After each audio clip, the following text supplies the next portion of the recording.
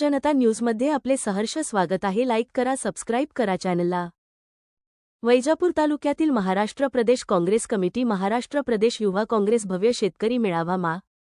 श्री हर्षवर्धन दादा सपकाळ प्रदेश अध्यक्ष, महाराष्ट्र प्रदेश काँग्रेस कमिटी. जाहीर शेतकऱ्यांच्या शेतीमालाला भाव व शेतकऱ्यांची कर्जमाफी व पेट्रोल डिझेल व या विषयावर शेतकरी मेळावा आयोजन करण्यात आले. हा अहवाल दिला. पेट्रोल 100 रुपयाच्या वर गेलेलं आहे. नुसतं 100च्या वर गेलं नाही तर पेट्रोल मध्ये काय इथेनॉल नव्हतं, पाणी म्हणून भेसळ जी आहे ती भेसळ आता पेट्रोल मध्ये भेसळ, डिझेल मध्ये भेसळ आणि भेसळाचा काळ आला. या देशाचा पंतप्रधान काय म्हणतो, भाई और बहनों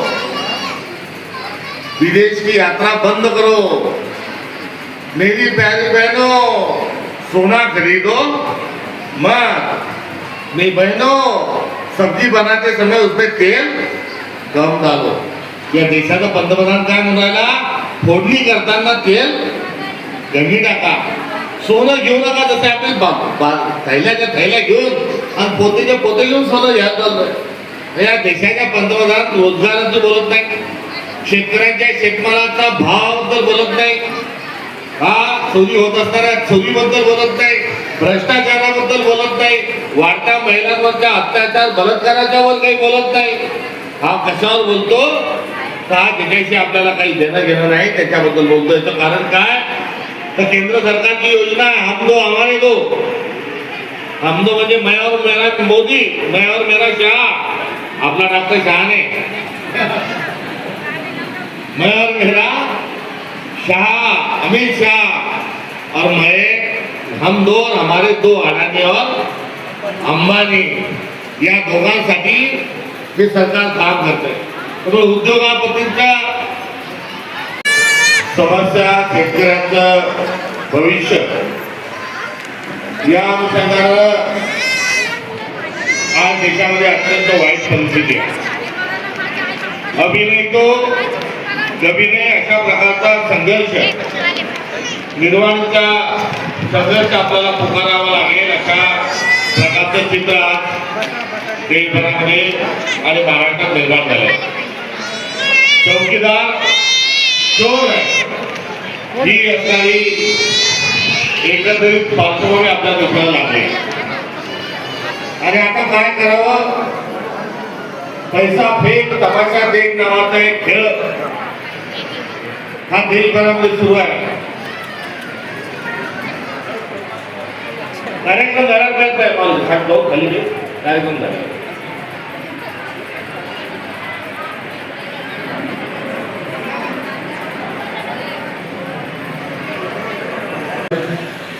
महाराष्ट्र प्रदेश काँग्रेस कमिटीचे वरिष्ठ उपाध्यक्ष, माजी मंत्री आदरणीय अनिल पटेल साहेब, माजी आमदार नामदेवरावजी पवार साहेब, या विधानसभेचे प्रभारी गुणवंतरावजी होळकर, त्याचप्रमाणे ज्यांच्या आयोजनातून आम्ही आपल्या समोर उपस्थित झालो, तालुका काँग्रेस कमिटीचे सन्माननीय अध्यक्ष राहुलजी संत, शहर अध्यक्ष डॉक्टर नितेशजी शहा, ज्येष्ठ नेते प्रमोददादा जगताप, ॲडव्होकेट थोट साहेब, त्याचप्रमाणे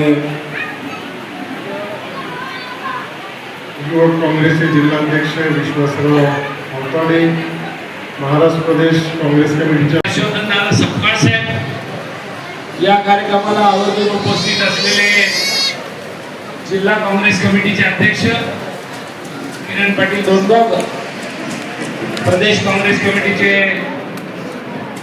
उपाध्यक्ष सन्माननीय अनिल पटेल साहेब, सरचिटणीस आदरणीय नामदेवरावजी पवार साहेब, या कार्यक्रमाला आवर्जून उपस्थित असलेले आणि आपल्या तालुक्याचे ज्यांना अण्णांची परंपरा किंवा वंश लाभलेला आहे, ते NSIचे प्रदेशाध्यक्ष सागरदादा साळुंके, आपले काँग्रेस पक्षाचे प्रवक्ता हनुमंतरावजी पवार,